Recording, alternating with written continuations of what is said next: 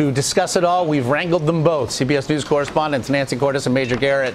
Longwood University in Farmville, Virginia, the scene, the site, of course, of tonight's vice presidential debate. We do appreciate both of you stopping by. Major, I want to start with you. With regard to these poll numbers, I know Donald Trump likes to cling to them, especially when they favor him, but we see him now trailing in 3 key battleground states, down nationally, and that big glaring number coming out of the first presidential debate, 32% to 10% in terms of perhaps undecided voters who went with Clinton and Trump respectively. How does the campaign view these various positions today? Well, they know they've lost momentum, and they know that the second debate is an opportunity to regain momentum if possible, and that's why the campaign is trying to persuade Donald Trump to be a little bit more studious in his preparation. That still hasn't been determined yet, exactly how studious or attentive Donald Trump will be to that debate preparation, or if it, in the main, will really matter, because Trump still believes he won that first debate, and he believes he's doing much better than the polls indicate. One of the underlying assumptions of the Donald Trump campaign, reinforced by the primaries, is that even when Trump appears down, he can and will bounce back. That is their assumption in the national campaign. They've never been in this territory before. So it's a proposition that doesn't have, for Trump, any provability until Election Day, which makes it a risk. But Trump's prepared to take it. Looking ahead then to tonight's debate, surrogacy in the crosshairs. Nancy, you cover the Clinton campaign day in, day out. What do you expect from Tim Kaine? I think you'll hear Tim Kaine try to drive a wedge between Mike Pence and Donald Trump. He will try to hold his feet to the fire on things like the comments that Donald Trump has made about women, his proposal of a ban on Muslims entering the country, even his $900 million loss in 1995. He's going to try to force Pence to either defend those actions or to show, on the other hand, that Pence is trying to distance himself from his own running mate, which would enable Kaine to make the argument that there is tension even within the Trump camp about the direction that Donald Trump wants to take the country. Major, meanwhile, appearing on CBS this morning earlier today, Kellyanne Conway, Trump's campaign manager, says that we should expect a fiery performance from Mike Pence. What do you make of that? Well, Pence has 2 agenda items that are very important to him. One, defend Donald Trump, prosecute the case as persuasively as he can on behalf of the Trump-Pence ticket, and also look out for his own political future. Because if this doesn't work out, Mike Pence wants to be a likely successor in 2020 for the Republican nomination. And he knows this debate performance will be a big part of how future donors, future voters, future interest groups might view his own potential as a Republican nominee. Remember, he thought about running in this race and then decided not to. So Mike Pence has political ambitions of his own. He will funnel them primarily to protect Donald Trump and his ticket, but also think about his own political future. And I think there's one other thing to point out about this debate. It just does not carry the sizzle or the crackle of Clinton and Trump, not by a long shot. This is sort of like the Dockers debate.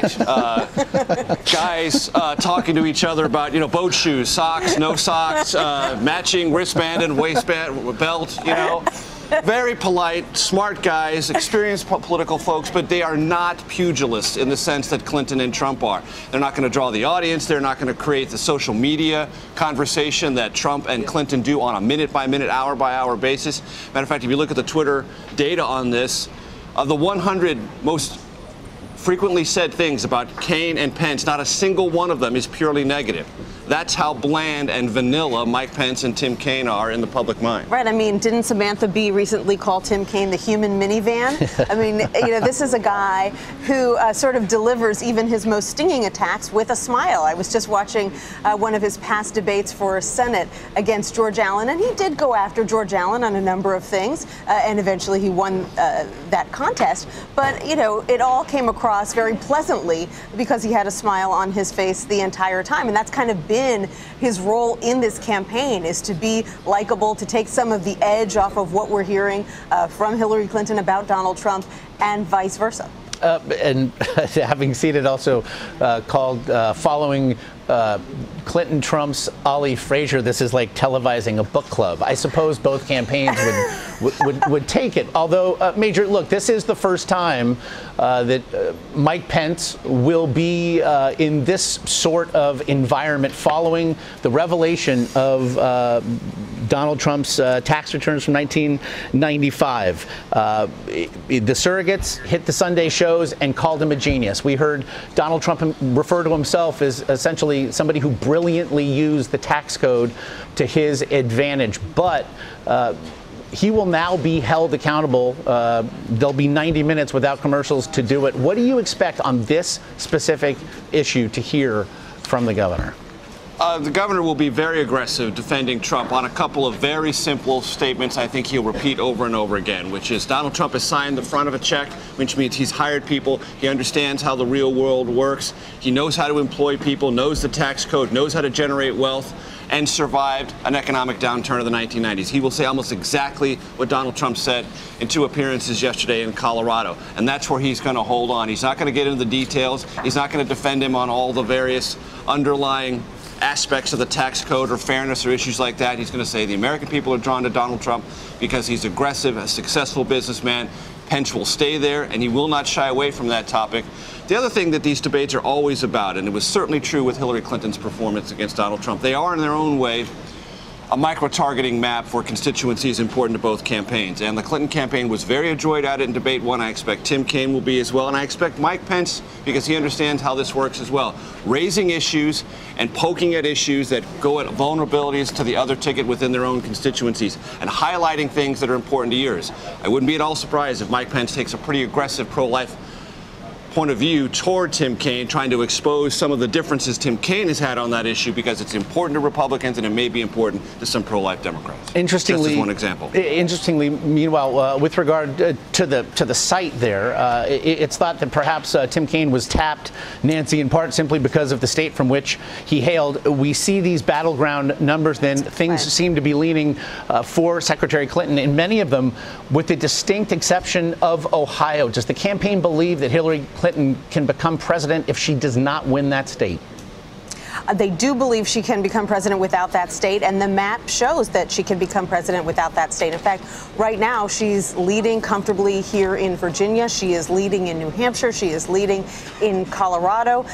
You put all of those states together, and she has a path to the White House that does not involve Ohio and doesn't involve Iowa, another state, a battleground state where she's been struggling lately. It does help, of course, that her running mate is from Virginia. He'll have a hometown advantage, if you will. He's actually been prepping in Richmond, where he lives. It's just down the road a little bit. But she was leading here in Virginia even before she tapped Tim Kaine. And part of the reason for that, Josh, is that Virginia is a state, borders on Washington, D.C., where you have a lot of government employees who feel that Hillary Clinton would be more of a stable force within the government, where they would continue to get their contracts if they are contractors, or would continue to work in a government that is more or less the government that they see now than if Donald Trump were in charge. And of course, that is exactly the reason why Donald Trump appeals to some voters outside of the Beltway, because they say that he would be someone who would bring a lot of change to the system. And